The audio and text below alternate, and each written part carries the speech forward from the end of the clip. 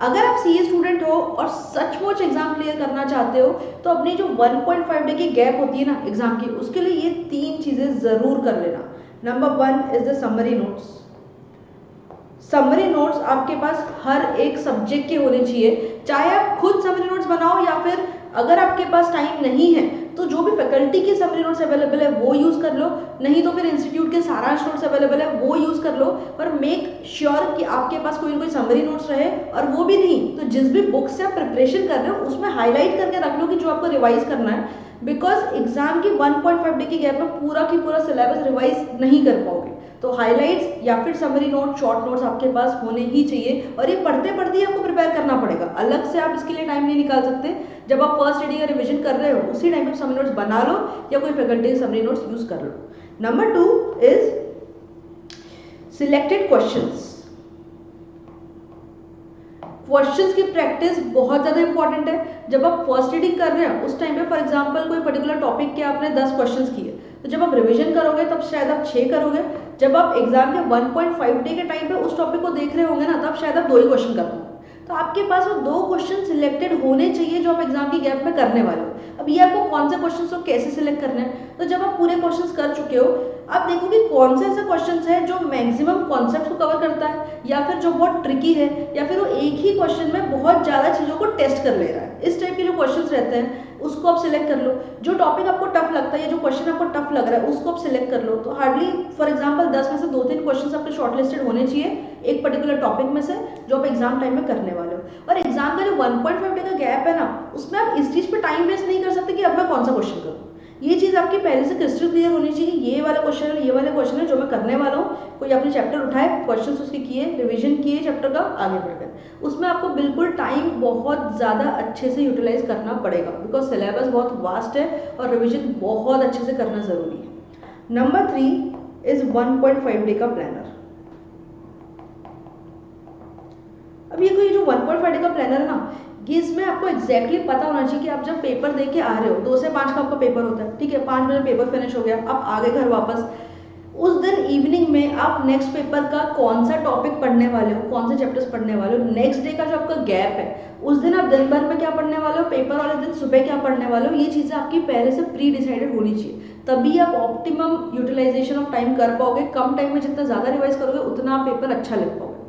एक चीज़ हमेशा याद रखो कि आपने एग्जाम के 2-3 महीने पहले से बहुत अच्छी प्रिपरेशन की होगी, लेकिन अगर 1.5 डे में रिवीजन अच्छे से नहीं हुआ ना तो पेपर आपका बिगड़ सकता है। तो वो बहुत क्रूशियल टाइम है और उसके लिए बहुत अच्छी प्रिपरेशन पहले से करके रखो। तो एक ये जो स्ट्रैटेजी मैंने फॉलो की थी 1.5 डे की, वो मैं आपके साथ अभी शेयर करने वाली हूँ। अगर आपको फिजिबल लगे तो आप भी वो फॉलो कर सकते हो, आपको बहुत यूजफुल रहेगी। तो इसके लिए आपको क्या करना है कि जिस दिन आप पेपर दे के आओगे, 2 to 5 में आपका पेपर हो गया, आप घर आए, थोड़ा सा रिलैक्स करो क्योंकि अब 3 घंटे का पेपर लिख के आए हो, थोड़ा सा फ्रेशन अप हो जाओ, ठीक है। और अवॉइड करो कि जो पेपर आप लिख के आए हो ना, उस सब्जेक्ट का क्वेश्चन पेपर जो आपके हाथ में है, जो आप सेंटर से लेके आए, उसको खोल के फिर से मत दो। Avoid looking into question answer, कितने मार्क्स मिलने वाले, कौन से क्वेश्चन गलत हो गए, कौन से क्वेश्चन सही हो गए। ये सारी की सारी चीज़ें आपको कब करना है, एग्जाम के बाद, जब सारे सब्जेक्ट्स एग्जाम खत्म हो जाए उसके बाद पेपर लेके बैठना। जब एग्जाम आपकी शुरू है, एग्जाम चल रही है, उस टाइम पे आप जब पेपर लेके घर आओगे, क्वेश्चन पेपर लेके, उसको आपको बैग में से निकालना नहीं है, उसको बैग में रहने दो। आओ, फ्रेशन अप हो जाओ, थोड़ा सा रिलैक्स करो, उसके बाद नेक्स्ट पेपर की तैयारी शुरू कर दो।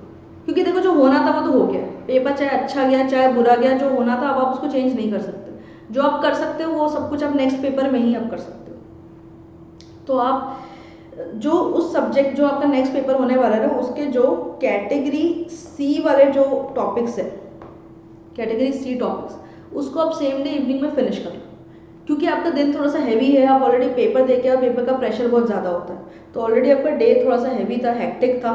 तो उस दिन जो कम इंपॉर्टेंट वाले टॉपिक्स है ना, वो उस दिन पढ़ के पूरे फिनिश कर लो। फॉर एग्जाम्पल अगर आप 5 बजे पेपर लिखते हो, घर आते हो 6 बजे तक, 7 बजे तक रिलैक्स करते हो, 7-7:30 तक भी आप स्टार्ट करोगे, तो रात तक आप जो है कैटेगरी सी टॉपिक्स इसको पूरे की पूरे फिनिश कर लो। और उस दिन जिस दिन पेपर लिख के आओगे ना, उस दिन आप जल्दी सो जाओ ताकि आपकी एक साउंड स्लीप हो जाए। जल्दी सो के नेक्स्ट डे आप जल्दी सुबह उठो, पूरा की पूरा दिन आपको नेक्स्ट डे की प्रिपरेशन करनी है। नेक्स्ट डे मॉर्निंग एकदम फ्रेश माइंड से,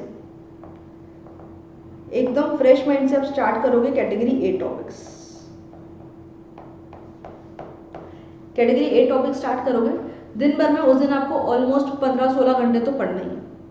तो उसमें से आप आइडियली 9 आवर्स, 8 to 9 आवर्स आप दोगे कैटेगरी ए टॉपिक को।